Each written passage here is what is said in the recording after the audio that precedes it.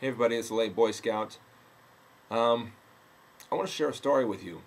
Before I do, I want to show you something. Here on my left thumb, I think you can see it. That scar there. Okay, I want to tell you the story of that scar, and it's kind of an unfortunate, kind of sad story. Kind of sucks, and like I said, the story is called "Don't Be Stupid," and in parentheses, use the right tool for the right job. You've probably seen this scar before on some of my talking hands videos, you know, the ones where I'm holding the knife and I'm kind of turning it and rotating it, and my voice is off camera, and all you see are my hands, and you may have noticed the scar. I want to tell you how I got this scar because I think it's an important story. Alright, so this was, I think this past Christmas, or a little before Christmas. My son had his birthday party, and of course he had a whole bunch of presents, and as you know, toys these days are all zip tied up to the package, and you can't get them undone with anything but a chainsaw. And so I was trying to get this toy out of the package, right? And of course I had my my Buckrush 290 pocket knife with me. I carried it all the time. I still carry it quite a bit. And I thought, okay, I can get through this zip tie with this pocket knife. Sure, of course I can. Why not? No big deal. What I should have been thinking was,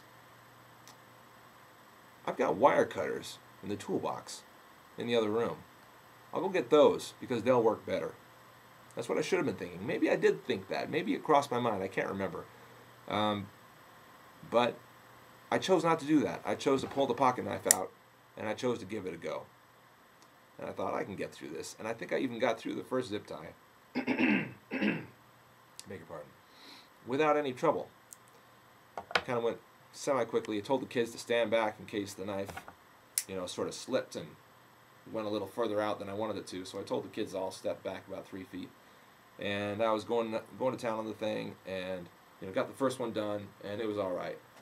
And then the next one, started working on it, and I thought for sure that this hand was far enough away from this knife that there was not going to be any kind of accident.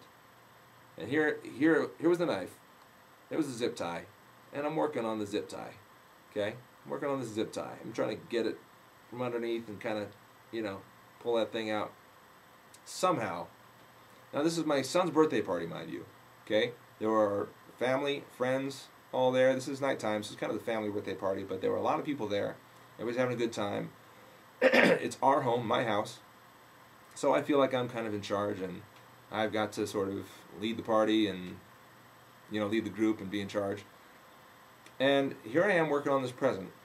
Somehow, as I cut through this zip tie, I managed to send this knife all the way over to this thumb and slice the top of my thumb right there at this angle.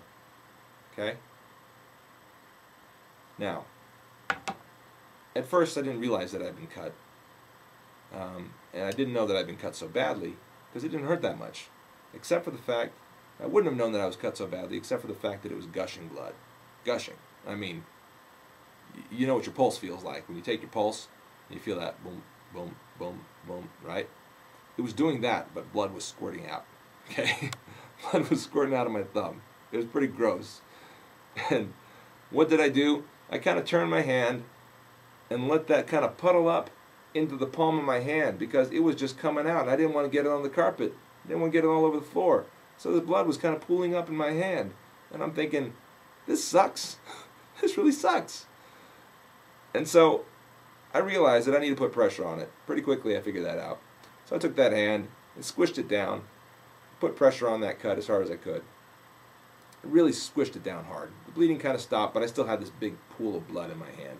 So I go and wash it out, take care of it. My wife comes in. Hey, what's the cut? What'd you do? Hey, are you all right? Okay, let go of it for a second. Bloop, bloop, bloop, still gushing. Oh, right, yeah, you need stitches.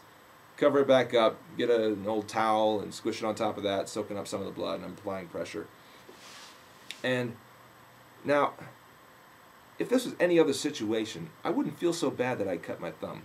I wouldn't I wouldn't feel bad about it. Yeah, it sucks, and I gotta go get stitches now, but I wouldn't feel that bad about it. You know, I'm a tough guy, right? I think I'm a tough guy. I can handle stitches. I can handle a little cut on my thumb. Big deal, right? So, in any other situation, that's exactly what I would have felt. But in this situation, it's my son's birthday party. It's his birthday party, okay? He's there opening presents. He's having a good time. He's got all his friends and his family there. And he wants me there. He wants me there.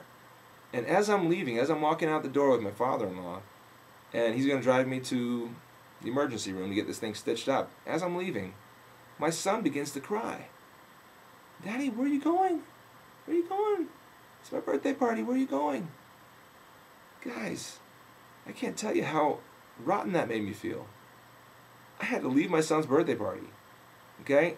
Now, granted, most of it was over. We'd already sung. We'd already had the cake. He was opening some of the last presents. But people were still hanging out and having a good time, and it's still his party. And I got to leave and go to the hospital to get this rotten cut stitched up. Okay? I got to go get this thing taken care of instead of hanging out with my son. And he knows how much that sucks. And he's crying. Literally, he's crying. And I find out later, excuse me while I take a drink of water. I find out later that he said to my mom, who was there, he said, Grandma, you should tell Daddy, and he's sobbing as he's saying this, Grandma, tell Daddy he never should have bought that knife from Cabela's. Now, first of all, I didn't buy this knife from Cabela's. I bought it secondhand from somebody, from a friend, but that's not the point. I made my son regret the fact that I have a knife, that I own a knife, that I carry a knife. He was sad about that fact. And that really sucks, because I've got strong feelings about these tools.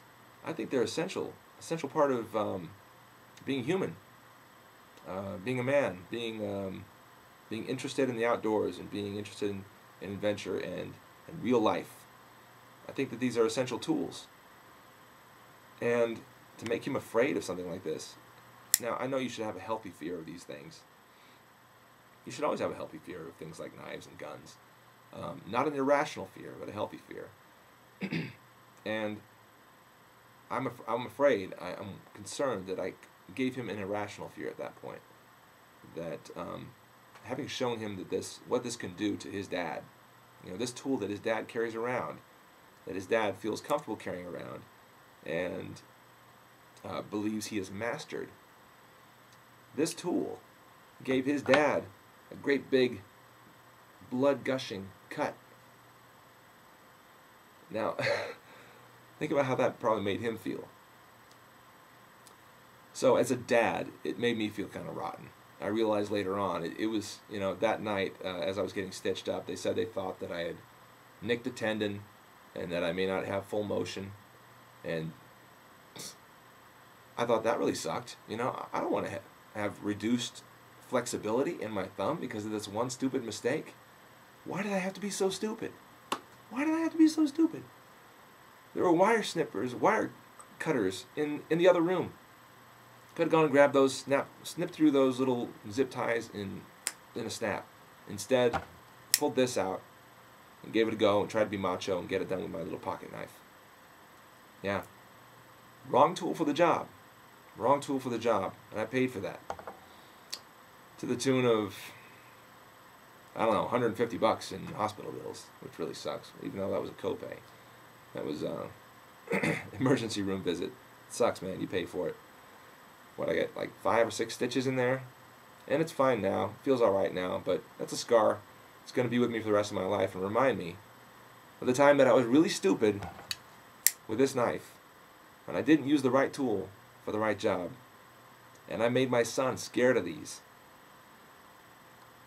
I don't want him to be scared of these. I want him to respect these and have a healthy fear of them, but not to be scared of them. So, this is the late Boy Scout telling you, don't be stupid. You love knives, you love guns, you love these things, you love these tools, but don't be stupid with them, because they can hurt you. And if you're not stupid, if you're wise, you'll be alright. But please, don't be stupid. I'm the late Boy Scout. See ya.